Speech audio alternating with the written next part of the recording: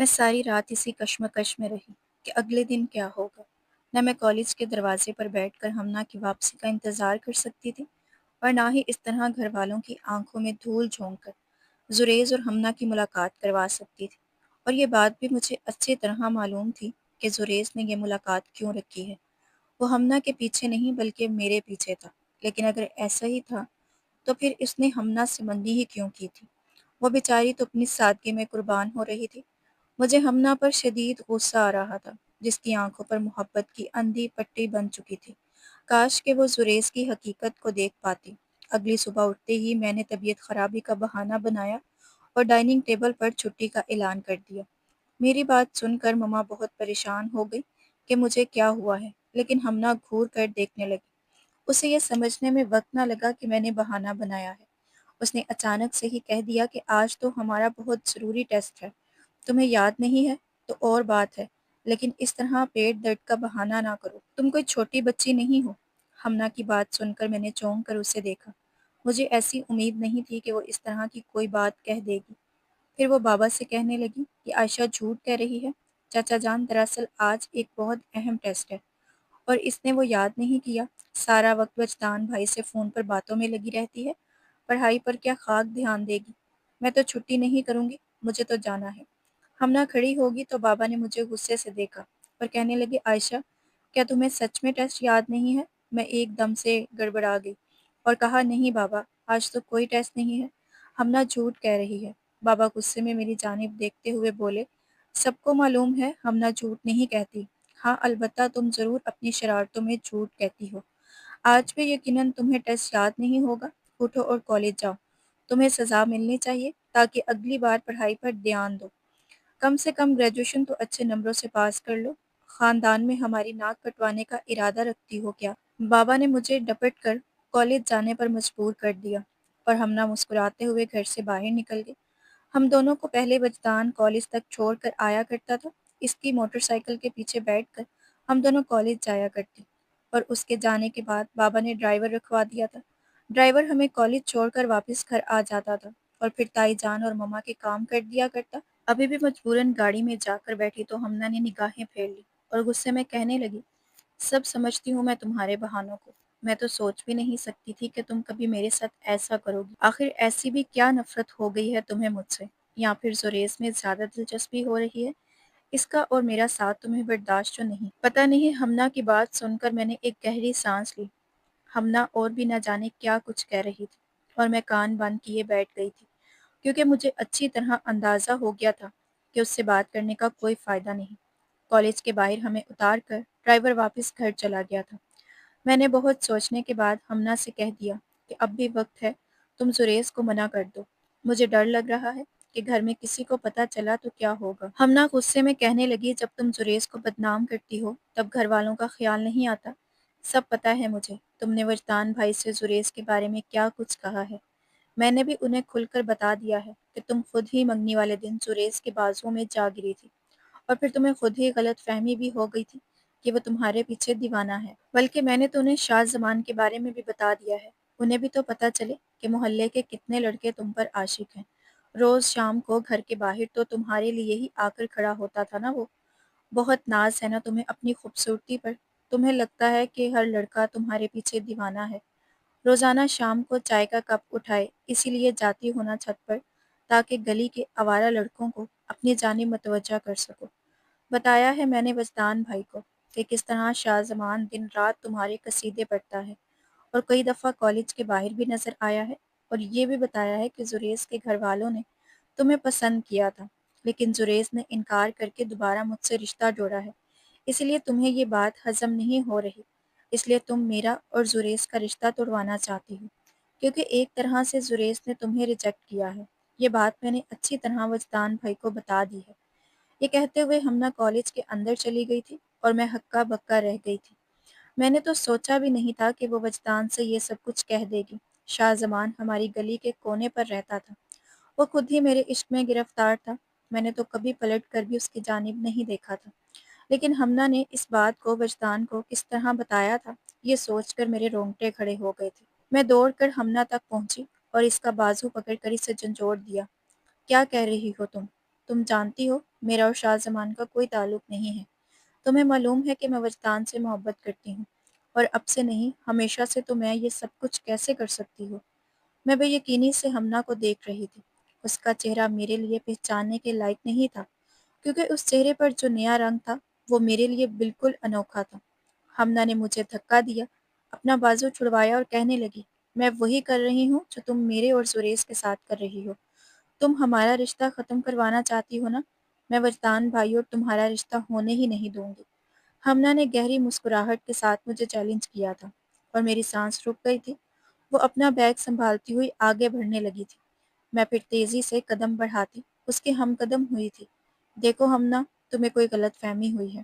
میں ہرگز بھی تمہارے اور زریز کے رشتے کے خلاف نہیں ہوں، نہ مجھے تم لوگوں سے کوئی دشمنی ہے۔ وہ خود ہی میرے پیچھے پڑا ہے، مجھے فون کرتا ہے، بدتمیزی کرتا ہے۔ میں بس اس سے دور رہنا چاہتی ہوں، اس لیے میں نے آج تمہارے ساتھ جانے کے لیے بھی منع کیا ہے۔ اس بات کو سمجھنے کی کوشش کرو۔ میں اس شخص سے دور رہنا چاہتی ہوں، اسے اوائڈ کرنا چاہتی ہوں۔ ہمنا نے پلٹ کر غصے سے مجھے دیکھا اور کہنے لگی کہ وہ تمہارے پیچھے نہیں پڑا، تم ہاتھ دھو کر اس کے پیچھے پڑی ہو۔ زریز نے بتایا مجھے کہ تم نے فون کر کے اس سے کہا تھا کہ وہ مجھ سے شادی نہ کرے، کیونکہ میں اس کی ٹائپ کی نہیں ہوں۔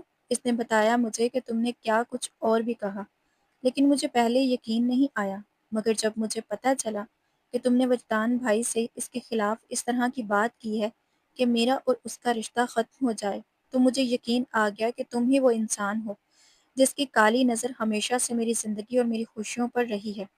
ہم نہ بے وقوفوں جیسی باتیں نہ کرو، ساری زندگی ہم نے ایک ساتھ گزاری ہے۔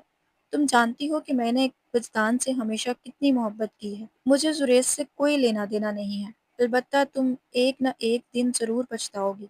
وہ شخص جھوٹا ہے، مکار ہے، اور بہت جلد تمہیں یہ سب پتہ چل جائے گا۔ ہمنا نفرت سے میری جانب دیکھتے کلاس میں داخل ہوگی۔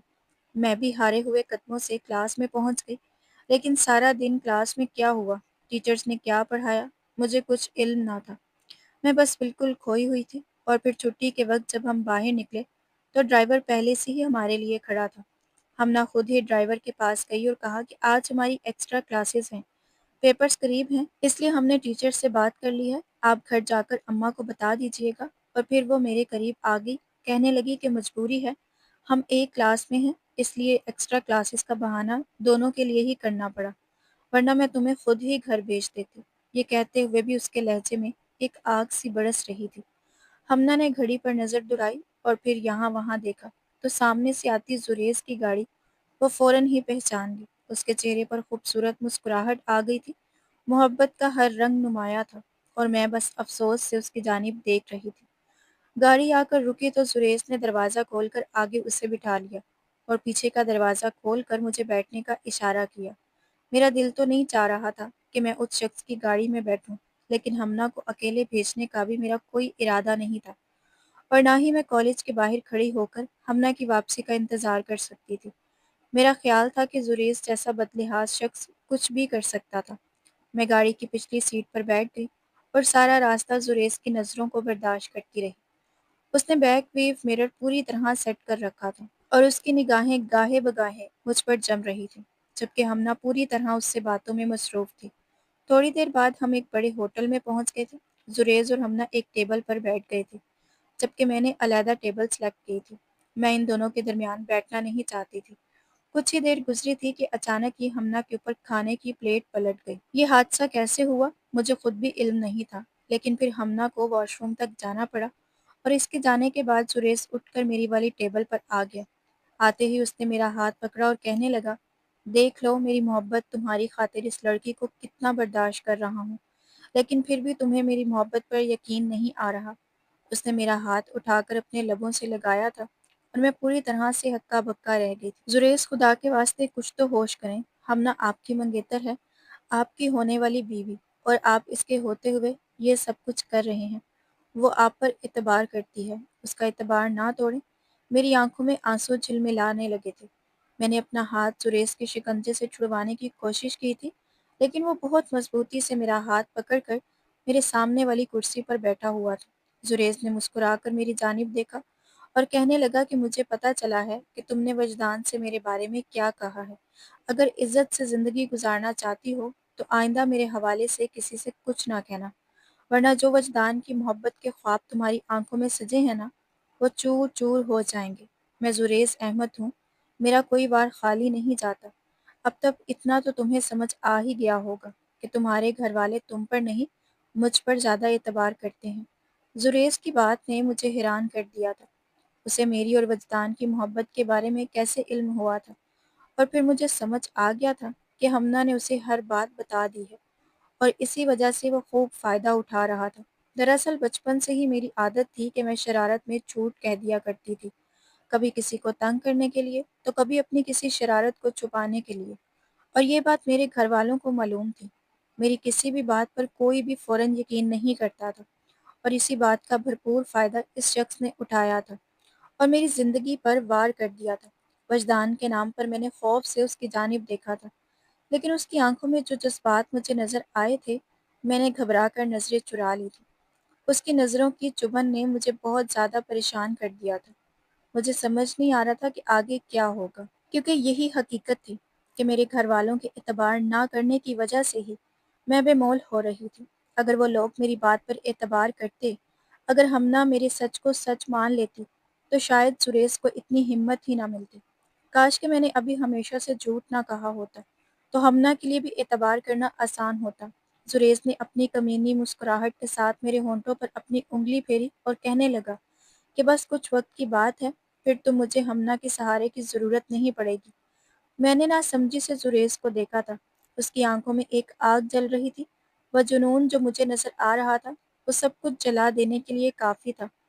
اس سے پہلے کہ میں گھبرا کر کچھ کہتی، ہمنا لوٹ آئی تھی۔ زریز نے اٹھ کر اس کا ہاتھ تھاما تھا اور اسے چیئر پر بٹھا دیا تھا۔ ہمنا اپنے کپڑے صاف کر کے لوٹی تھی، جبکہ میں نظریں چراتے اپنی آنسو صاف کر رہی تھی۔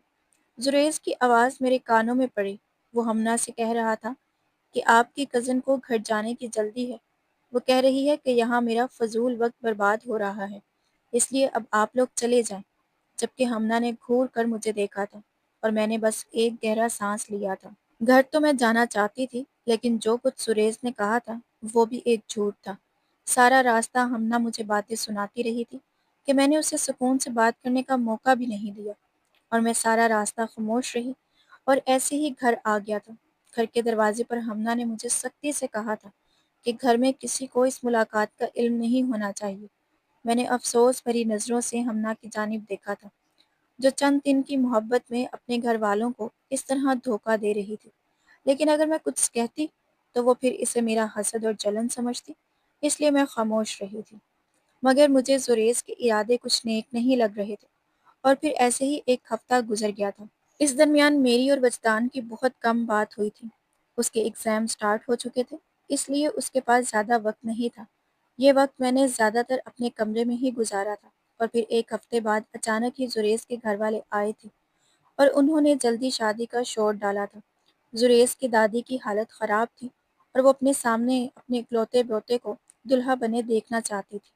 زریز کے گھر والوں کی بات سن کر گھر میں سبھی لوگ حیران رہ گئے تھے۔ اتنی جلدی شادی کے بارے میں تو کسی نے نہیں سوچا تھا۔ البتہ ہمنا بہت خوش تھی۔ اسے تو لگ رہا تھا کہ اسے جنت ملنے والی ہے، جبکہ میرا دل بری طرح سے دھڑک رہا تھا۔ مجھے ہمنا کی بہت زیادہ فکر ہو رہی تھی۔ میں جانتی تھی کہ وہ سیدھی اور شریف لڑکی ہے، جو ایک نہایت مکار شخص کے جال میں پھنس چکی ہے۔ لیکن دوسری طرف اس بات کا سکون بھی تھا کہ اگر ہمنا اور زریز کی شادی ہو جائے گی تو مجھے اس مصیبت سے چھٹکارا مل جائے گا۔ اور پھر سوچ بچار کے بعد یہ فیصلہ کیا گیا کہ ہمنا کی شادی جلدی ہی کر دی جائے گی، کیونکہ زریز اور اس کے گھر والے بہت اچھے لوگ تھے، اور انہوں نے وعدہ کیا تھا کہ ہمنا کو شادی کے بعد بھی پڑھنے کے لیے بھیجیں گے۔ اسی لیے تایا جان کو کوئی اعتراض نہیں تھا۔ وجدان کو فون کر کے بتایا گیا تو پہلے تو اس نے بہت غصہ کیا، اور پھر وہ بھی مان گیا۔ وہ شادی کے لیے واپس آ رہا تھا۔ اس نے سیمسٹر کے بعد چھٹیاں لی تھیں۔ جب اس کا فون میرے پاس آیا تو وہ کہنے لگا کہ اب کی بار میں تمہارا اور اپنا رشتہ بھی پکا کروا کر جاؤں گا، اور یہ سن کر میں بہت خوش ہو گئی تھی، لیکن کہیں نہ کہیں دل میں ایک ڈر بھی تھا کہ نہ جانے زریز اب کیا کرے گا۔ شادی کے بعد وہ اپنے ارادوں سے باز آئے گا بھی یا نہیں؟ یہ شادی اتنی جلدی کیوں رکھی جا رہی تھی؟ یہ بات میرے لیے حیران کن تھی، کیونکہ شادی کی تیاریوں کے دوران تائی جان اور مما کے ساتھ میرا بھی زریز کے گھر جانا ہوا تھا، اور وہاں جا کر ہم سب حیران رہ گئے تھے کیونکہ زریز کی دادی کی طبیعت کافی بہتر تھی۔ ہرگز بھی ایسا نہیں لگ رہا تھا کہ ان کا آخری وقت چل رہا ہو۔ گھر واپس آ کر ماما نے یہ بات تائی جان سے کہی بھی تھی کہ زریز کی دادی تو اچھی خاصی ہٹی کٹی عورت ہے، پھر ان لوگوں نے اتنا شور کیوں ڈالا؟ تائی جان مسکرا کر کہنے لگی، بس میری بیٹی کی قسمت میں ایسا ہی لکھا ہے۔ گھر میں خوب شور ہنگامہ ہونے لگا۔ روزانہ ہی تائی جان اور ہمنا بازار جاتے، ڈھیر ساری شاپنگ کر کے آتے۔ کبھی کبھار ماما بھی ان کے ساتھ چلی جاتی، لیکن میں ایک بار بھی بازار نہیں گئی تھی۔ میرا دل بہت بری طرح سے بے قرار تھا۔ ایسا لگتا تھا جیسے کچھ بہت برا ہونے والا ہے۔ 15 دن بعد سریش واپس لوٹا تو میرے دل کی مراد بر آئی۔ وجدان کو دیکھ کر تو میں سب کچھ بھول جایا کرتی تھی۔ اب بھی میں سیدھی اس کے پاس دوڑتی ہوئی گئی تھی۔ اس کا ہاتھ پکڑ کر میری آنکھوں میں آنسو آ رہے تھے، لیکن میرے کچھ کہنے سے پہلے ہی تائی جان نے آ کر وجدان کو سینے سے لگا لیا اور بہن کی شادی کی مبارکباد دینے لگی۔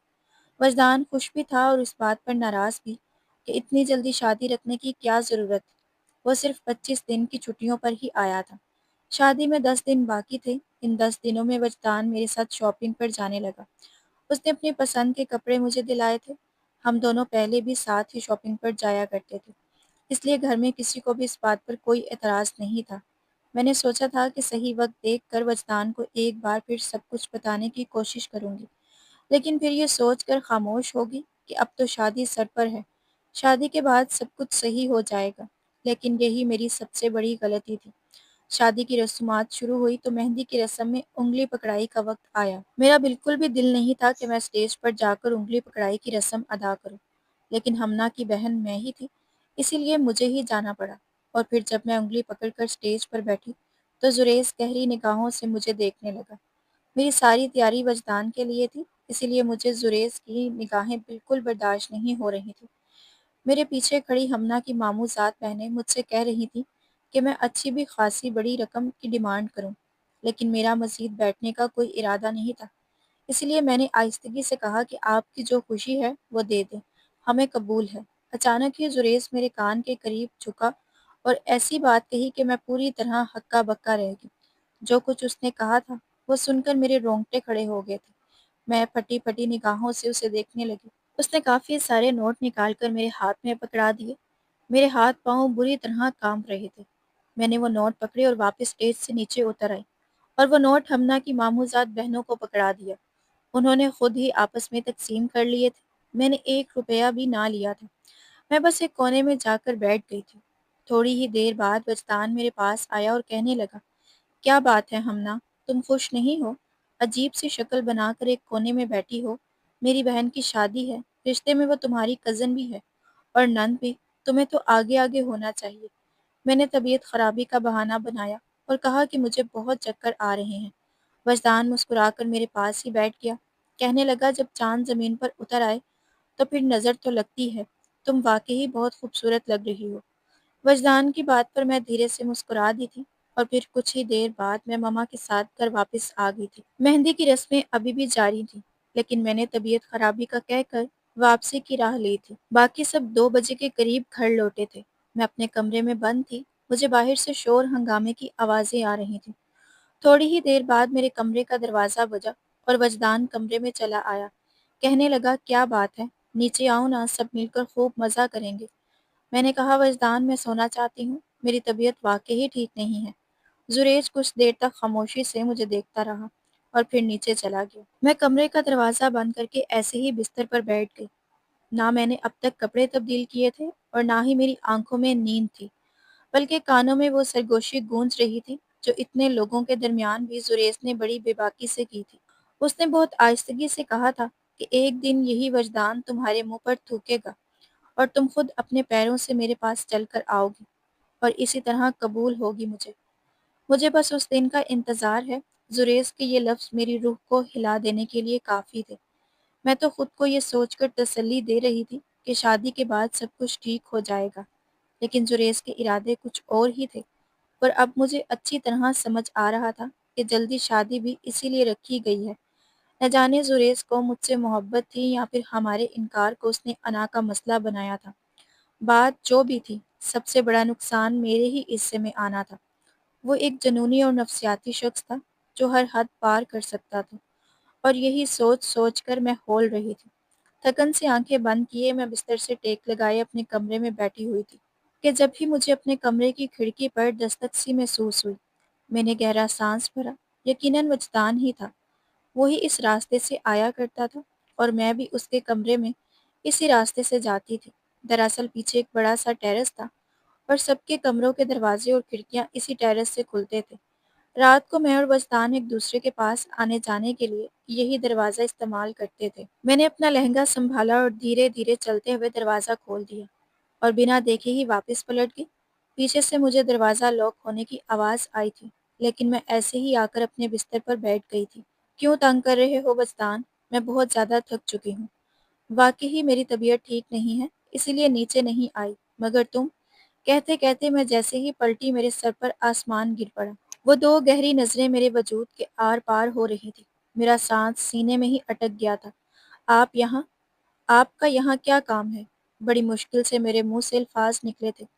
زریز قدم قدم چلتا میرے قریب آ گیا۔ میرے منہ پر ہاتھ رکھ کر اس نے میری آواز کو گلے میں گھونٹ دیا تھا اور مجھے تیزی سے میرے ہی بستر پر گراتے ہوئے وہ مجھ پر پوری طرح حاوی ہو گیا تھا۔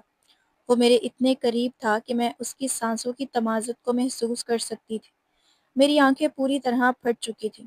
اس کے چہرے پر دھیمی سی مسکراہٹ پھیل گئی تھی۔ یوں دور دور کی محبت برداشت نہیں ہوتی اب، وہ خمار آلود لہجے میں کہہ رہا تھا۔ میں اس کے شکنجے میں پھڑپھڑاتی تھی۔ وہ مسکرا کر آہستگی سے کہنے لگا کہ جس چیز پر میرا دل آ جائے وہ صرف میری ہی ہوتی ہے۔ یہ بات تمہیں سمجھ کیوں نہیں آتی؟ زریز کی سرگوشیاں میری جان نکال رہی۔ وہ میرے اتنے نزدیک آ چکا تھا کہ میں نے خوف کے مارے اپنی آنکھیں بھینچ لی تھیں۔ اس نے آہستگی سے میری کمر پر بندھی ڈوری کو کھینچا تھا۔ میں چیخنا چاہتی تھی لیکن میرے لبوں پر اس نے سختی سے اپنا ہاتھ جما دیا تھا۔ دھیرے دھیرے ڈوریاں کھلتی چلی گئیں۔ میری چھٹی حس مجھے خبردار کر رہی تھی کہ جو کچھ ہو رہا ہے وہ نہ صرف غلط ہے، بلکہ اس کے آگے جو کچھ ہوگا وہ اس سے بھی زیادہ غلط ہوگا۔ اس لیے میں نے اپنی پوری طاقت آزمائی، لیکن پھر بھی میں اس 6 فٹ کے انسان کو خود سے دور نہ کر سکی۔ لیکن اسی وقت دروازے پر دستک ہوئی اور وہ خود گھبرا کر ایک دم ہی پیچھے ہٹ گیا۔ میں پریشانی کے عالم میں کبھی دروازے کی جانب دیکھتی اور کبھی اس شخص کی جانب، اور پھر وہ بہت تیزی سے پچھلے دروازے سے واپس باہر کی جانب نکل گیا۔ میری سانسیں بے ترتیب ہو رہی تھیں۔ میں نے سوچا تھا کہ شور مچاؤں گی، دروازہ کھول کر اس کے بارے میں سب کو بتاؤں گی، لیکن میرے پاس یہ ثابت کرنے کو کچھ نہ تھا کہ وہ واقعی میرے کمرے میں آیا تھا۔ میں نے جیسے ہی دروازہ کھولا تو سامنے وجدان کھڑا تھا۔ وہ بہت ناراضگی سے میری جانب دیکھ رہا تھا۔ عائشہ، تمہیں کیا ہو گیا ہے؟ جب سے واپس آیا ہوں دیکھ رہا ہوں کہ تم مجھے بہت زیادہ اگنور کر رہی ہو۔ اس سے پہلے تو کبھی اگر میں تمہیں بلانے آتا یا ناراض ہوتا تو تم فوراً میرے پیچھے پیچھے چلی آتی، مگر آج تو تم میرے پیچھے بھی نہیں آئی۔ آخر ایسا کیا ہے اس کمرے میں جو باہر نکلنے کو راضی نہیں ہو؟ ناراضگی کے عالم میں ہی وجدان کمرے میں آ کر میرے بستر پر بیٹھ گیا تھا۔ میں نے اس سے نظریں چرائی اور کہا کہ ایسی کوئی بات نہیں ہے، بس تھکن ہو گئی ہے۔ تمہیں بتایا بھی تھا میں کپڑے چینج کر کے آتی ہوں، پھر بات کرتے ہیں۔ اس بھاری لہنگے میں تو اب مجھے گھبراہٹ ہو رہی تھی۔ میں نے اپنی کمر کو دوپٹے کے پلو سے چھپا لیا تھا کیونکہ ڈوریاں کھل چکی تھیں۔ وہ تو شکر تھا کہ وجدان صحیح وقت پر آیا تھا اور اس بے غیرت انسان سے میری جان خلاصی ہوئی تھی۔ میں چینج کرنے کے لیے واش روم میں چلی گئی، لیکن جب واپس آئی تو وجدان کے چہرے پر انتہائی برہمی تھی۔ وہ بہت غصے کے عالم میں میری جانب دیکھ رہا تھا۔ میں نے مسکرا کر پوچھا کیا ہوا ہے؟ تو کہنے لگا مجھ سے پہلے کمرے میں کون تھا؟ میں نے انکار میں سر ہلا دیا اور کہا کوئی بھی نہیں۔ مجھ میں اتنی ہمت نہیں تھی کہ میں اسے زریز کی موجودگی کے بارے میں بتا سکتی۔ وجدان نے آگے ہاتھ بڑھایا اور اپنی مٹھی کھول دی اور میرے اوسان فتح ہو گئے۔ اس کی مٹھی میں منگنی کی وہ انگوٹھی تھی جو زریز کو ہماری طرف سے پہنائی گئی تھی۔ میرے اور اس کے درمیان جو زور آزمائی ہوئی تھی اس کے دوران شاید وہ ڈھیلی انگوٹھی اس کی انگلی سے گر گئی تھی اور وہ میرے ہی بستر پر رہ گئی تھی۔ یہ زریز کی منگنی کی انگوٹھی ہے نا؟ مجھے اچھی طرح یاد ہے کہ تقریب میں یہ اس کی انگلی میں تھی۔ یہ تمہارے بستر پر کیا کر رہی ہے؟ وجدان کی آنکھوں میں جو سوال تھے انہوں نے مجھے بالکل گم کر دیا تھا۔ میں بس خاموشی سے اسے دیکھتی چلی گئی اور پھر وہ پلٹ کر پچھلے دروازے کی جانب دیکھنے لگا جو کھلا ہوا تھا۔ زریز دروازہ کھول کر گیا تھا اور میں جلد بازی میں اسے بند نہیں کر سکتی تھی۔ وجدان تیز تیز قدم اٹھاتے گیلری میں گیا، لیکن اس جانب کوئی بھی نہیں تھا۔ وہ واپس اندر آیا اور میرے بالکل قریب آ گیا۔ عائشہ مجھے سچ سچ بتاؤ، یہاں زریس آیا تھا؟ کیا وہ تم سے ملنے آیا تھا؟ میرا سانس سینے میں ہی اٹک گیا تھا، اور پھر میں تیزی سے خود پر قابو پاتے ہوئے دھیمے سے مسکرائی اور کہا کہ نہیں، وہ مجھ سے ملنے نہیں آیا تھا، وہ تو ہمنا کے لیے آیا تھا۔ اسے صحیح کمرہ سمجھ نہیں آیا تھا، وہ غلطی سے یہاں آ گیا۔ پھر میں نے اسے بتایا کہ ہمنا کا کمرہ برابر والا ہے، تو وہ چلا گیا۔ شاید اسی دوران اس کی انگوٹھی یہاں گر گئی۔ میں نے یہ بات تمہیں اس لیے نہیں بتائی کہ کہیں تم یہ سن کر ناراض نہ ہو جاؤ کہ زریس چوری چھپ کے ہمنا سے ملنے کے لیے آیا ہے۔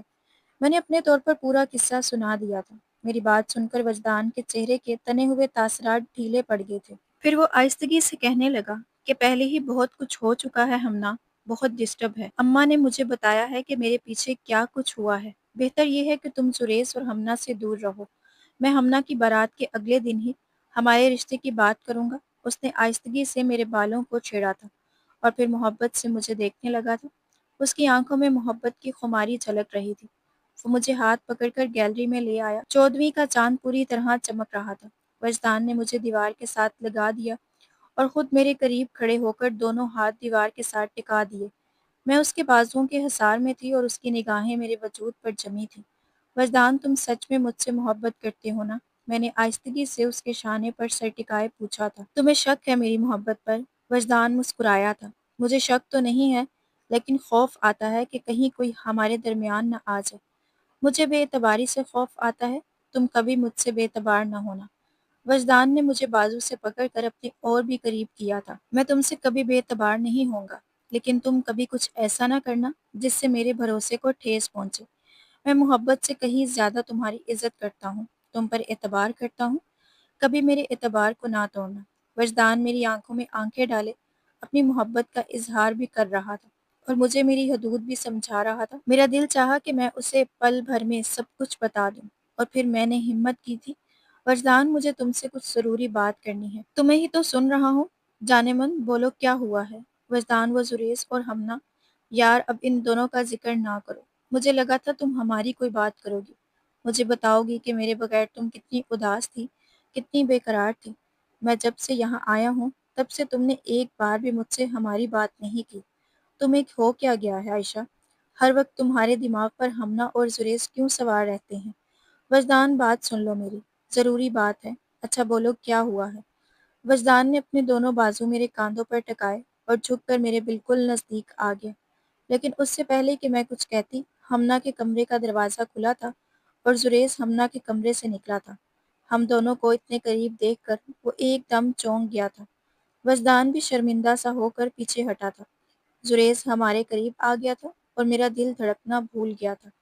خوف آ رہا تھا کہ نہ جانے وہ وجدان کے سامنے کیا کچھ کہہ دے۔ اس کی نگاہیں مجھ پر جمی ہوئی تھیں، اور پھر اس نے وجدان کو سلام کیا تھا۔ اس کے پیچھے ہی ہمنا بھی تھی۔ بھائی کو سامنے دیکھ کر وہ کچھ پزل سی ہو گئی تھی، لیکن وجدان نے کچھ بھی نہ کہا تھا۔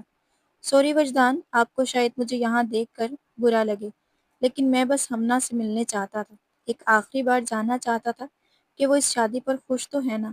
زریس نے مسکراتے ہوئے ہمنا کی جانب دیکھا تھا، جس کے چہرے پر ایک گہری مسکراہٹ تھی۔ محبت کے سارے ہی رنگ اس کے چہرے پر کھلے کھلے نظر آ رہے تھے۔ وجدان نے بنا کچھ کہے اپنی مٹھی آگے بڑھائی تھی، جس میں اب بھی وہ انگوٹھی تھی۔ زریس ایک لمحے کے لیے چونکا تھا۔ وجدان مسکراتے ہوئے کہنے لگا کہ ہمنا کی تلاش میں آپ غلطی سے عائشہ کے پاس چلے گئے تھے، انگوٹھی بھی اسی کے کمرے میں ہی ملی۔ زریس کے چہرے پر طنزیہ مسکراہٹ آئی تھی، وہ میری جانب دیکھنے لگا تھا۔ ہمنا چونک کر پوچھنے لگی، زریس آپ غلطی سے عائشہ کے کمرے میں چلے گئے تھے؟ زریس مسکرا کر کہنے لگا، ہاں، میں نے غلطی سے عائشہ کا کمرے کا دروازہ نوک کر دیا تھا، انہوں نے دروازہ کھولا تو مجھے اندر ہی بلا لیا۔ کہنے لگی کہ پہلے سالی کے ساتھ باتیں کر لیں، پھر ہونے والی دلہن کے پاس بھی چلے جائیے گا۔ میں کچھ دیر عائشہ سے بات کر کے پھر تمہارے پاس آیا تھا۔ زریس کی بات پر میں ہکا بکا رہ گئی تھی۔ اس نے تو مجھے ہی چور بنا دیا تھا۔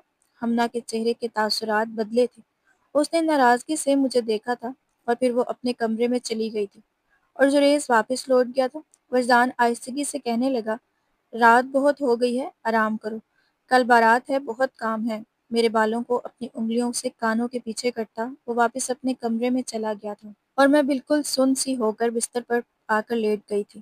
یہ شادی ہو جاتی تو شاید میرے دل کو سکون آ جاتا، لیکن کیا گارنٹی تھی کہ شادی کے بعد زریز بدل جاتا۔ اگلا سارا دن بہت ہی زیادہ مصروف گزرا تھا۔ تیاریوں میں وقت کا پتہ ہی نہیں چلا تھا۔ میں پوری طرح سج سنور کر آئینے کے سامنے کھڑی تھی۔ یہ ساری تیاری میں نے وجدان کے لیے کی تھی۔ یہ لباس بھی اسی کی پسند کا تھا اور زیورات بھی۔ اس نے کہا تھا کہ وہ آج رات کو ہمارے رشتے کی بات کرے گا اور میں اپنی آنکھوں میں اس کے خواب سجا رہی تھی۔ اس سے پہلے کہ ہم شادی ہال کے لیے نکلتے، میرا فون بجنے لگا۔ میں نے دیکھا تو زریز کا نمبر اسکرین پر جگمگا رہا تھا۔ میں نے فون کاٹ دیا، لیکن دوبارہ سے فون بجنے لگا تو میں نے یہ سوچ کر اٹھا لیا کہ اب تو بارات میں کچھ ہی دیر باقی ہے، ایسا نہ ہو کہ کوئی ضروری بات ہو۔ لیکن دوسری طرف سے جو کچھ زریز نے کہا وہ سن کر میرے ہوش اڑ گئے۔ وہ کہنے لگا، میں بارات لے کر نہیں آؤں گا اس وقت تک جب تک تم مجھ سے ملنے نہیں آؤ گی۔ میں نے گھبرا کر کہا، تمہارا دماغ تو ٹھیک ہے؟ بارات کا وقت ہو گیا ہے، سب گھر والے شادی ہال کے لیے نکل رہے ہیں۔ آخری وقت پر تم یہ کس طرح کی گھٹیا باتیں کر رہے ہو؟ اگر تمہیں میری باتیں گھٹیا لگتی ہیں تو گھٹیا ہی صحیح، لیکن اگر تم بغیر کسی کو بتائے اکیلے میں مجھ سے ملنے کے لیے نہیں آئی تو میں بارات نہیں لاؤں گا۔ پھر چاہے تمہارے گھر والوں کی بدنامی ہو یا تمہاری پیاری سی کزن ہمنا ہمیشہ کے لیے برباد ہو جائے، مجھے کوئی فرق نہیں پڑتا۔ میں نے زریز کو سمجھانا چاہا کہ یہ صحیح وقت نہیں ہے، میں بعد میں بات کر لوں گی، لیکن وہ نہ مانا۔ اچانک وجدان کمرے میں آیا تو میں نے جھٹ سے فون کاٹ دیا۔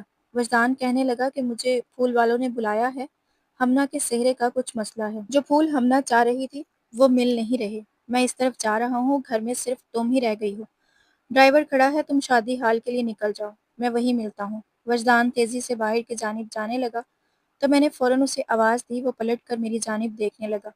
میں نے وجدان سے کہا، وجدان، وہ زریز، مجھے سمجھ نہیں آیا کہ کیسے اسے زریز کے بارے میں بتاؤں۔ یار عائشہ، اس وقت کوئی بات نہ کرو، دیر ہو رہی ہے۔ جو بھی بات ہے ہم شادی ہال میں کرتے ہیں۔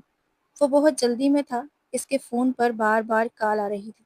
وہ تیزی سے سیڑھیاں اترتے ہوئے چلا گیا۔ میں نے سارے گھر کا چکر لگایا، سبھی لوگ نکل چکے تھے۔ مجھے وجدان کے ساتھ جانا تھا، وہ مجھے ڈرائیور کے حوالے کر کے چلا گیا تھا۔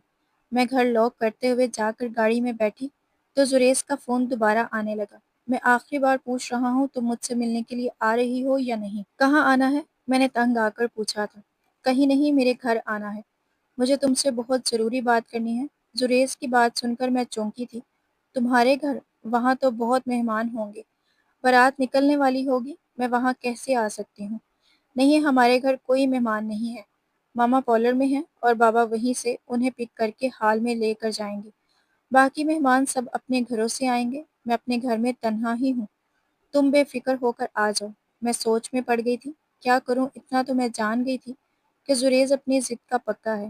اگر میں اس سے ملنے نہ گئی تو واقعی ہی بارات نہیں آئے گی۔ میں نے ڈرائیور سے کہا اور گاڑی کا رخ زریز کے گھر کی جانب کروا لیا۔ میرا دل تیزی سے دھڑک رہا تھا، سمجھ نہیں آ رہا تھا اس بارے میں کس سے بات کروں، کسے بتاؤں جو کچھ میں کر رہی تھی وہ صحیح تھا یا غلط۔ مجھے اس کا بھی احساس نہیں تھا۔ کچھ ہی دیر بعد میں زریز کے گھر پہنچ چکی تھی۔ چاروں طرف سناٹا تھا، لگتا ہی نہیں تھا کہ شادی والا گھر ہے۔ میں پریشانی کے عالم میں یہاں وہاں دیکھنے لگی۔ گھر کے اندر داخل ہوئی تو سامنے ہی مجھے ایک ملازم نظر آیا۔ میں پریشانی کے عالم میں یہاں وہاں دیکھتے گھر کے اندر داخل ہوئی تو سامنے ہی مجھے ایک ملازم نظر آیا جو کہنے لگا کہ صاحب کمرے میں آپ کا انتظار کر رہے ہیں، اور میں زریز کے بیڈ روم میں پہنچ گئی جو پوری طرح پھولوں سے سجا ہوا تھا۔ ہمنا کے استقبال کی پوری تیاری تھی۔ مجھے دیکھ کر زریز کے چہرے پر مسکراہٹ آ گئی۔ وہ سر سے پاؤں تک مجھے دیکھنے لگا تھا۔ واقعی بہت حسین لگ رہی ہیں آپ، اس کے منہ سے بے ساختہ جملہ نکلا تھا اور میں نے نفرت سے اس کی جانب دیکھا تھا۔ کیا چاہتے ہو تم؟ کیوں مجھے اس قدر پریشان کر رہے ہو؟ بارات کا وقت ہو چکا ہے، آپ کو تو حال میں ہونا چاہیے تھا۔ ارادہ تو میرا بھی یہی تھا، لیکن کل رات تمہیں وجدان کی باہوں میں دیکھا تو میرا دل سلگ اٹھا۔ میری خوبصورت اور قیمتی محبت کو ٹھکرا کر تم پتھر سے سر کیوں ٹکرا رہی ہو؟ وہ تمہیں کچھ بھی نہیں دے سکتا، نہ اچھی زندگی اور نہ محبت۔ میری فکر تم نہ کرو زریز، تم اپنے اور ہمنا کے مستقبل کے بارے میں سوچو۔ مجھے حال جانا ہے، تمہارے بلانے پر میں یہاں آ گئی، لیکن اب تم سے التجا کرتی ہوں کہ بارات لے کر آ جاؤ۔ میرے ماں باپ، تایا اور تائی کی عزت کا سوال ہے۔ ہمنا دلہن بن کر بیٹھی ہوئی ہے۔ میری بات سن کر وہ آہستگی سے میرے نزدیک آ گیا۔ مجھے کمر سے پکڑتے اس نے اپنے قریب کھینچا تھا۔ یہ کیا بدتمیزی ہے؟ تمہیں سمجھ کیوں نہیں آتا ہے کہ تمہارا اور میرا رشتہ کیا ہے؟ میں نے اسے دھکا دے کر خود سے دور کرنا چاہا تھا، لیکن اس نے مجھے بستر پر گرا دیا۔ گلاب کی پتیوں کے درمیان میں سانس روکے اس شخص کو دیکھ رہی تھی جو اپنی آنکھوں میں آگ لیے میرے سامنے کھڑا تھا۔ تم یہ سب کیوں کر رہے ہو؟ تمہیں یہ کر کے کچھ بھی حاصل نہیں ہوگا۔ میں کبھی تمہاری نہیں ہو سکتی۔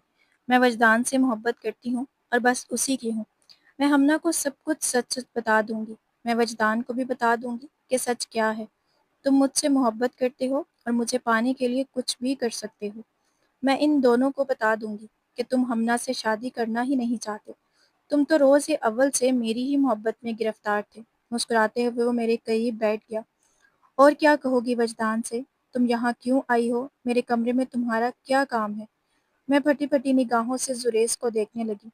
کیا کہنا چاہتے ہو تم؟ میں یہاں کسی کو بتا کر نہیں آئی ہوں اور نہ ہی جا کر کچھ بتاؤں گی۔ تم بارات لے کر آؤ۔ میں تیزی سے اٹھی اور واپس باہر کی جانب نکلنے لگی تھی کہ جبھی زریز نے مجھے پیچھے سے پکڑ کر کھینچا اور میں اس کے سینے سے جا لگی۔ مسکراتے ہوئے اس نے ایک لمحے میں میری اور اپنی ایک تصویر کھینچی تھی۔ آج کی رات کے کچھ خوبصورت لمحات ہی مجھے دے جاؤ۔ اس نے میری گردن پر اپنے لب جمائے تھے۔ میں اندر تک دہک اٹھی تھی۔ میں نے اس سے زور سے دھکا مارا تھا اور وہاں سے باہر نکلتی چلی گئی۔ شادی حال پہنچ کر مجھے سکون کا سانس آیا تھا۔ مجھے یقین تھا کہ اب وہ شخص بارات لے کر آئے گا اور کچھ ہی دیر بعد ڈھول بازوں کے ساتھ وہ بارات بھی لے آیا تھا۔ ساری تقریب میں کونے میں بیٹھی رہی تھی۔ وجدان کئی بار میرے پاس آیا تھا لیکن میں نے طبیعت خرابی کا بہانہ بنا دیا تھا۔ یہاں تک کہ ہمنا اور زریز کی شادی ہو گئی تھی۔ ہمنا رخصت ہو کر چلی گئی تھی اور میرے دل کو قرار آ گیا تھا۔ گھر پہنچ کر وجدان نے سب کے سامنے میرے اور اپنے رشتے کی بات چھیڑ دی تھی۔ گھر والے بہت خوش تھے۔ تایا جان نے تو فوراً ہی مجھے اٹھ کر گلے سے لگایا تھا اور بابا سے کہا تھا کہ اب عائشہ ہماری بیٹی ہے۔ میرے چہرے پر مسکراہٹ بکھر گئی تھی۔ میں خوش تھی کہ زریز کا چیپٹر ہمیشہ کے لیے کلوز ہونے جا رہا ہے، لیکن یہی میری سب سے بڑی غلط فہمی تھی۔ اگلی صبح جب ہمنا واپس گھر آئی تو اس کے چہرے پر زلزلے کے تاثرات تھے۔ ہم سبھی ڈائننگ ٹیبل پر بیٹھے تھے جب اس نے اپنا موبائل فون اٹھا کر ٹیبل پر رکھا تھا اور میری آواز اس کے فون پر گونجنا شروع ہو گئی تھی۔ میں ہمنا کو سب کچھ سچ سچ بتا دوں گی۔ میں وجدان کو بھی بتا دوں گی کہ سچ کیا ہے۔ تم مجھ سے محبت کرتے ہو اور مجھے پانے کے لیے کچھ بھی کر سکتے ہو۔ میں ان دونوں کو بتا دوں گی کہ تم ہمنا سے شادی کرنا ہی نہیں چاہتے تھے۔ تم تو روز اول سے میری محبت میں گرفتار تھے۔ میں یہاں کسی کو بتا کر نہیں آئی ہوں اور نہ ہی جا کر کچھ بتاؤں گی۔ بس تم میری بات مان لو۔ ڈائننگ ٹیبل پر پوری طرح سناٹا چھا گیا تھا۔ سب میری جانب دیکھ رہے تھے اور میرے ہوش پوری طرح اڑ گئے تھے۔ میرے چند جملے کو توڑ مروڑ کر ایک جگہ جوڑ دیا گیا تھا۔ تایا جان نے ہمنا سے پوچھا، یہ سب کیا ہے؟ تو وہ روتے ہوئے کہنے لگی، کل رات کو میری بارات آنے سے پہلے یہ زریز کے گھر گئی تھی اور اس نے وہاں جا کر زریز کو کہا کہ وہ میرے لیے بارات نہ لائے بلکہ سب کو یہ بتائے کہ وہ اس سے محبت کرتا ہے۔ زریز نے اسے سمجھانا چاہا کہ وہ اس سے محبت نہیں کرتا بلکہ اس کے گھر والوں نے اسے پسند کیا تھا، لیکن یہ اس بات کو ماننے کے لیے راضی نہیں تھی۔ دراصل عائشہ کی نیت زریز کے بڑے سے گھر اور اس کی دولت پر آ گئی ہے۔ اس سے پوچھیں یہ وہاں کیا کرنے گئی تھی؟ ہمنا کی باتیں سن کر میری جان نکل گئی تھی۔ زریز نے میرے چند جملوں کو اس طرح ایڈٹ کیا تھا کہ آدھی ادھوری بات مجھے قصوروار ٹھہرا رہی تھی۔ میں نے انکار میں سر ہلایا اور کہا، یہ جھوٹ ہے، ایسا کچھ بھی نہیں ہے۔ مجھے زریز نے بلایا تھا، میں وہاں اس کے بلانے پر گئی تھی۔ وہ کہہ رہا تھا کہ وہ بارات لے کر نہیں آئے گا۔ میری بات پر بابا جان اور مما نے غصے سے مجھے دیکھا تھا۔ یہ کیا تماشا ہے عائشہ؟ اگر ایسی کوئی بات تھی تو تم نے ہم میں سے کسی کو کچھ کیوں نہیں بتایا؟ ہمنا غصے میں کہنے لگی، ایسی کوئی بات تھی ہی نہیں، یہ اپنی مرضی سے وہاں گئی تھی، نہ جانے اسے مجھ سے کیا دشمنی ہوگی، یہ میرا گھر برباد کرنا چاہتی ہے۔ ہمنا رو رو کر بے حال ہو رہی تھی، مجھے برا بھلا کہہ رہی تھی، جبکہ سارے گھر والے مجھے عجیب نظروں سے دیکھ رہے تھے۔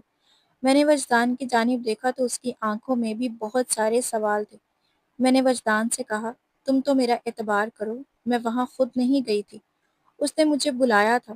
وجدان آہستگی سے کہنے لگا، اگر اس نے تمہیں بلایا تھا تو یہ بات تم نے مجھے کیوں نہیں بتائی، یا پھر گھر میں کسی اور کو کیوں نہیں بتائی؟ اور یہ تصویریں ہمنا نے فون آگے کر کے کچھ تصویریں دکھائی تھیں اور میری جان نکل گئی تھی۔ زریز کے کمرے میں کہیں کوئی کیمرہ لگا ہوا تھا جس سے میری اور اس کی ویڈیو بنی تھی، اور اس نے کچھ ایسی تصاویر ان ویڈیو سے نکالی تھی جنہیں دیکھ کر ایسا لگ رہا تھا جیسے میں خود زریز کی باہوں میں سمائی ہوں۔ جس پل اس نے مجھے بستر پر گرایا تھا اسی پل کی بھی کچھ اس طرح سے تصویریں نکالی گئی تھی، ایسا لگ رہا تھا جیسے میں خود سے اس کے بستر پر لیٹی ہوں۔ ہمنا کہنے لگی کہ مجھے تمہیں بہن کہتے ہوئے بھی شرم آتی ہے، تم تو ڈائن سے بھی بدتر نکلی، ڈائن بھی شاید ساتھ گھر چھوڑتی ہوگی، تم نے تو میرے ہی ہونے والے شوہر پر نظر جما لی۔ ہمنا اپنے کمرے میں چلی گئی تھی اور تائی جان نے بابا جان کی طرف دیکھتے ہوئے کہا تھا کہ آپ کی بیٹی نے ہمارے دونوں ہی بچوں کی زندگیاں برباد کر دی ہیں۔ وہ دونوں بھی اٹھ کر چلے گئے تھے۔ وجدان نے مجھ سے کوئی بات نہ کی تھی، بلکہ وہ باہر نکل گیا، پھر صرف ماما اور بابا جان بیٹھے رہ گئے۔ میں رو رو کر اپنے کردار کی صفائی اپنے ماں باپ کو دے رہی تھی کہ اچانک ہی بابا جان نے اپنا دل پکڑ لیا تھا۔ تکلیف کی شدت سے ان کی حالت خراب ہونے لگی تھی۔ میں اور ماما انہیں سنبھالنے لگے اور پھر میں نے چیخ کر تایا جان کو بلا لیا۔ ہم سب بابا جان کو لے کر ہسپتال پہنچے تو پتہ چلا کہ انہیں ہارٹ اٹیک ہوا ہے۔ ان کی حالت بہت سیریس تھی۔ بابا جان نے تایا جان سے کہا کہ آپ عائشہ اور وجدان کا نکاح ابھی اور اسی وقت پڑھا دیں، اس طرح ہمنا کا گھر بھی بچ جائے گا اور مجھے اپنی بیٹی کی فکر بھی نہیں ہوگی۔ اگر عائشہ کی کوئی غلطی ہے تو میں آپ سے معافی مانگتا ہوں۔ بابا جان کی حالت ایسی تھی کہ تایا جان منع نہ کر سکے۔ ویسے بھی تائی جان ہمنا کا گھر بچانا چاہتی تھی، اسی لیے انہوں نے میرا اور وجدان کا نکاح پڑھانے کے لیے حامی بھر لی۔ ہسپتال کے کمرے میں ہی ہمارا نکاح ہو گیا تھا۔ پھر 5 دن تک بابا ہسپتال میں رہے اور جب وہ چھٹی ہو کر گھر آئے تب انہوں نے میری رخصتی کی بات کی۔ وجدان کی واپسی کا وقت تھا، اس کی 10 دن کی ہی چھٹیاں باقی تھیں۔ بابا جان نے کہا میری اکلوتی بیٹی ہے، میں اچھی طرح سے رخصتی کرنا چاہتا ہوں، سارے خاندان کو بلا کر، تاکہ میں کوئی بدنامی نہ ہو۔ ویسے تو تائی جان اس بات کے خلاف تھی، لیکن انہیں بھی اپنے میکے میں اپنی عزت رکھنی تھی۔ پھر ہمنا کا گھر بچانے کے لیے وہ کچھ بھی کرنے کو تیار تھی۔ اسی لیے 5 دن بعد ہی میں دلہن بن کر وجدان کے کمرے میں پہنچ گئی تھی۔ مجھے لگا تھا کہ وجدان کو مجھ پر یقین ہوگا، وہ مجھ پر اعتبار کرتا ہوگا، اسی لیے میں نے اپنی شادی شدہ زندگی کے حوالے سے کئی خواب سجا لیے تھے۔ گزرے 5 دنوں میں میری اور اس کی کوئی بات نہ ہو سکی تھی۔ میں سارا وقت اپنے بابا جان کے ساتھ ہسپتال میں تھی، اسی لیے وجدان کے دل میں کیا تھا مجھے خبر نہیں تھی۔ میں نے سوچا تھا کہ وقت کے ساتھ ساتھ ہمنا کو بھی مجھ پر اعتبار آ جائے گا اور وجدان کے ساتھ مل کر میں سب کچھ ٹھیک کر دوں گی، لیکن مجھے یہ اندازہ نہیں تھا کہ وجدان بھی اعتباری کے انتہاؤں پر ہوگا۔ اس نے تو کمرے میں آتے ہی میرے ساتھ ایسا سلوک کیا تھا کہ میرے ہوش اڑ گئے تھے۔ میں اس سے معافی مانگ رہی تھی، اپنی بے گناہی کا ثبوت دینا چاہتی تھی، لیکن اس نے میری ایک نہ سنی تھی۔ اس کی ایک وجہ یہ بھی تھی کہ زریز کا رویہ ہمنا کے ساتھ بہت اچھا تھا اور اسی لیے ہمنا کو قصور صرف اور صرف میرا ہی نظر آ رہا تھا۔ میرے اور وجدان کے رشتے میں اتنی دوریاں آ گئی تھی کہ مجھے لگتا تھا چاہ کر بھی یہ دوریاں ختم نہیں ہوں گی۔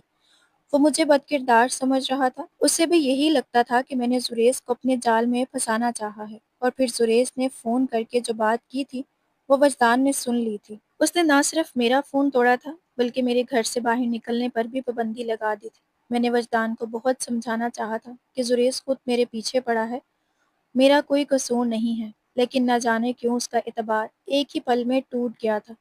ہماری شادی کو 4 دن ہونے والے تھے، ہمنا زریز کے ساتھ اس کے گھر لوٹ گئی تھی۔ وجدان نے مجھ سے ڈھنگ سے کوئی بات نہ کی تھی، تائی جان مجھے منہ نہ لگاتی تھی، بس ایک ماما تھی جو میرا خیال رکھ رہی تھی، شاید انہیں مجھ پر اعتبار تھا۔ 5ویں دن وجدان نے اپنی واپسی کا سامان باندھ دیا تھا، وہ واپس جا رہا تھا۔ جیسے جیسے اس کے ایئرپورٹ جانے کا وقت قریب آ رہا تھا میرا دل مٹھی میں بند ہو رہا تھا۔ اس نے اپنا سامان کمرے سے باہر بھجوا دیا تھا اور خود تیار ہونے کے لیے آئینے کے سامنے کھڑا تھا۔ میں خاموشی سے اس کے پیچھے جا کر کھڑی ہو گئی تھی، اس کے چہرے کو دیکھ رہی تھی۔ مجھے آج بھی وجدان سے اتنی ہی محبت۔ وجدان نے ایک نظر میرے چہرے پر ڈالی تھی اور خاموشی سے ڈریسنگ ٹیبل سے گھڑی اٹھا کر اپنے ہاتھوں میں باندھنے لگا تھا۔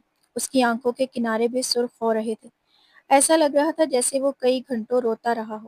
میں اسے روکنا چاہتی تھی، بات کرنا چاہتی تھی، اس سے پوچھنا چاہتی تھی کہ وہ کیوں مجھ سے اتنا بے اعتبار ہو گیا ہے، لیکن میرے لفظ کہیں کھو سے گئے تھے۔ قدم قدم پیچھے ہٹتی میں بستر پر بیٹھ گئی تھی اور پھر اپنے چہرے کو اپنے ہاتھوں میں لیے پھوٹ پھوٹ کر رونے لگی تھی۔ مجھے کچھ سمجھ نہیں آ رہا تھا کہ میں کیا کروں، اپنی بے گناہی کو کیسے ثابت کروں۔ وہ شخص جو بالکل غیر تھا، اس نے میرے اپنوں کو مجھ سے اتنا دور کر دیا تھا کہ میرے پاس کوئی ایسا راستہ بھی نہیں تھا کہ میں اپنی پاکیزگی کی کوئی گواہی دے سکتی۔ کچھ ہی دیر بعد مجھے اپنے کاندھے پر ہاتھ محسوس ہوا تھا۔ میں نے نظر اٹھا کر دیکھا تو وجدان میرے بالکل قریب بیٹھا تھا۔ پتہ ہے عائشہ تمہاری غلطی کیا ہے؟ تم نے ہمیشہ سے بے ضرر جھوٹ بولے، بلا وجہ سب کو پریشان کرنے کی تم الٹی سیدھی کہانیاں بنا لیا کرتی تھی، اسی لیے جب سچ میں تم پر برا وقت آیا تو کوئی اعتبار نہ کر سکا، لیکن میں تم پر اعتبار کرتا ہوں۔ میں بس تم سے ناراض تھا، غصہ تھا، اور وہی غصہ میرے برے لفظوں کی صورت نکل گیا تھا۔ مجھے غصہ اس بات پر تھا کہ تم اس شخص سے ملنے کے لیے کیوں گئی۔ اگر وہ تمہارے ساتھ کچھ برا کر دیتا تو کاش کہ مجھے پہلے اندازہ ہوتا کہ وہ کس قدر برا انسان ہے، تو میں کبھی اپنی بہن کے ساتھ اس کی شادی نہ کرتا۔ جس دن اس کی انگوٹھی مجھے تمہارے بستر پر ملی تھی، اس دن میں کچھ کھٹک سا گیا تھا، لیکن پھر مجھے لگا کہ وہ واقعی وہ ہمنا کے لیے آیا ہوگا۔ لیکن جو کچھ بارات والے دن ہوا وہ تمہیں چھپانا نہیں چاہیے تھا، تمہیں اس کے پاس نہیں جانا چاہیے تھا۔ تم شادی حال جاتی، گھر والوں کو سب کچھ بتا دیتی تو اس کی حقیقت کھل جاتی، لیکن تمہاری عزت یوں برباد نہ ہوتی۔ وجدان سر جھکائے بیٹھا تھا اور میں بس اس کی جانب دیکھ رہی تھی۔ کیا تم مجھ پر اعتبار کرتے ہو؟ اگر اعتبار نہ کرتا تو کبھی تم سے شادی نہ کرتا۔ کوئی بھی مرد کسی بد کردار عورت کو اپنے نکاح میں نہیں لیتا۔ میں جانتا ہوں کہ تم پاکیزہ ہو، لیکن تمہاری غلطیوں کو سدھارنے کے لیے، تمہیں جھوٹ سے دور کرنے کے لیے مجھے تمہارے ساتھ ایسا رویہ رکھنا پڑا۔ میں اپنے دل کے ہاتھوں بھی مجبور تھا جس میں غصہ بھرا ہوا تھا۔ پتہ ہے تمہاری اس بے وقوفی کی وجہ سے تمہاری عزت پر داغ لگ سکتا تھا اور ہمنا کی زندگی بھی خراب ہو سکتی تھی۔ اس کی بارات نہ آتی تو اچھا تھا، وہ ساری زندگی ہماری دہلیز پر بیٹھی رہ جاتی تو اچھا تھا، لیکن کم سے کم اسے زریز جیسے شخص کا ساتھ نہ ملتا۔ ہمنا کی آنکھوں پر زریز کی محبت کی پٹی بن گئی تھی اور اسی لیے وہ اس کا سچ نہیں دیکھ پا رہی تھی، لیکن تم نے تو اس کا سچ جان لیا تھا نا۔ تمہیں چاہیے تھا کہ صحیح طرح سے مجھے سب کچھ ایک ہی بار میں بتا دیتی۔ خفا تو میں اپنی ماں سے بھی ہوں، جنہوں نے تمہاری ہر بات کو نظر انداز کر دیا، اور ایسا کر کے انہوں نے ہمنا کی زندگی کو مشکل میں ڈال دیا ہے۔ وجدان نے آہستگی سے مجھے اپنے سینے سے لگایا تھا۔ میں واپس جا رہا ہوں ہمنا، لیکن میں نے تمہارے سارے کاغذات تیار کروا دیے ہیں۔ وہاں جا کر میں تمہارا ویزا بھیج دوں گا، تم میرے پاس چلی آنا۔ میں تمہیں اب یہاں نہیں چھوڑ سکتا۔ مجھے زریز پر اعتبار نہیں۔ وجدان کی بات سن کر میں حیرت زدہ رہ گئی تھی۔ مجھے تو لگا تھا کہ اسے مجھ پر اعتبار نہیں ہوگا، لیکن وہ مجھ سے صرف ناراض تھا۔ اس نے مجھے اپنے قریب کر لیا تھا، مجھ سے معافی مانگ رہا تھا اپنے سخت رویے کی۔ میں نے اسے معاف کر دیا تھا کیونکہ کہیں نہ کہیں غلطی واقعی میری تھی۔ ایک مہینے کے اندر وجدان نے مجھے اپنے پاس بلا لیا تھا۔ اس ایک مہینے میں نے پوری طرح خود کو کمرے میں بند رکھا تھا۔ نہ میرے پاس موبائل فون تھا اور نہ ہی میں کہیں باہر گئی تھی۔ وجدان نے مجھ پر یہ پابندی لگائی تھی کیونکہ وہ چاہتا تھا کہ کسی بھی طرح زریز دوبارہ میری عزت پر حملہ نہ کرے۔ وہ اس دوران کئی بار ہمارے گھر آیا تھا، لیکن میں نے اپنے کمرے سے نہیں نکلی تھی، نہ ہی میری اور اس کی کوئی بات ہوئی تھی۔ مہینے بعد میں وجدان کے پاس پہنچ گئی تھی۔ ہم دونوں نے اپنی ایک نئی زندگی کی شروعات ایک نئے دیس میں کی تھی۔ وجدان کے کہنے پر میں نے ماضی کی ہر بات کو بھلا دیا تھا، لیکن ہماری شادی کو 3 مہینے ہی گزرے تھے کہ جب پتہ چلا کہ زریز نے ہمنا کو طلاق دے دی۔ یہ خبر ہمارے لیے قیامت سے کم نہیں تھی۔ دراصل زریز ایک نفسیاتی مریض تھا جو بہت ہی زیادہ جنونی تھا۔ جس چیز کو لے کر وہ پاگل ہو جاتا اور اس چیز کو پانے کے لیے کسی بھی حد تک چلا جاتا۔ اسے ہمنا میں کوئی دلچسپی نہیں تھی، اسی لیے کچھ دنوں بعد ہی اس نے ہمنا کے ساتھ مار پیٹ کا سلسلہ شروع کر دیا تھا، اور ہمنا کے سامنے اس بات کو بھی قبول کر لیا تھا کہ جو کچھ میں نے کہا تھا وہ سچ تھا۔ وہ خود ہی میرے پیچھے پڑا تھا، اور یہ سب سن کر ہمنا کے ہوش اڑ گئے تھے۔ اس نے ہمنا کو طلاق دے کر گھر بھیج دیا تھا۔ ہمنا نے مجھے فون کر کے مجھ سے معافی مانگی تھی۔ وہ بہت روئی تھی۔ میں نے اسے معاف کر دیا تھا۔ وہ اپنی سادگی اور اپنی محبت سے مار کھا گئی تھی۔ اس سے زیادہ اس کی سزا اور کیا ہو سکتی تھی کہ اس نے جس شخص سے محبت کی وہ اسے بیچ راستے میں چھوڑ کر چلا گیا۔ تائی جان کو بھی اپنے کیے پر بہت افسوس تھا۔ میری پاکیزگی اور پاک دامنی وقت کے ساتھ خود ہی ثابت ہو گئی تھی۔ میں اس بات کو لے کر خدا کی بہت شکر گزار تھی۔ میں دعا کرتی ہوں کہ ہمنا کو ایک اچھا اور سچا جیون ساتھی ملے، کیونکہ جو کچھ اس کے ساتھ ہوا وہ یہ سب ڈیزرو نہیں کرتی تھی۔ البتہ میں اتنا بھی جان گئی تھی کہ ہمیں بے ضرر جھوٹ نہیں بولنے چاہیے۔ کبھی کبھی ہماری چھوٹی چھوٹی غلطیاں ہماری زندگی پر بہت بھاری پڑتی ہیں۔ کاش کہ میں نے ساری زندگی جھوٹ کا سہارا نہ لیا ہوتا تو میری آخری سچ پر میرے گھر والوں کو جھوٹ کا گمان نہ ہوتا۔ کاش کہ ہم نہ ایک انجان شخص کی محبت پر اس قدر اعتبار نہ کرتی تو آج اس کی زندگی ایسے برباد نہ ہوتی۔ میں اور وجدان ایک ساتھ خوش ہیں، لیکن کبھی کبھی میں سوچتی ہوں کہ اگر وجدان بھی مجھ پر اعتبار نہ کرتا، اگر وہ مجھے نہ اپناتا تو میرے ساتھ کیا ہوتا۔ کیا آپ نے کبھی زریز جیسا انسان دیکھا ہے جو اپنے جنون اور نفسیاتی پن میں ہر حد پار کر جائے گا؟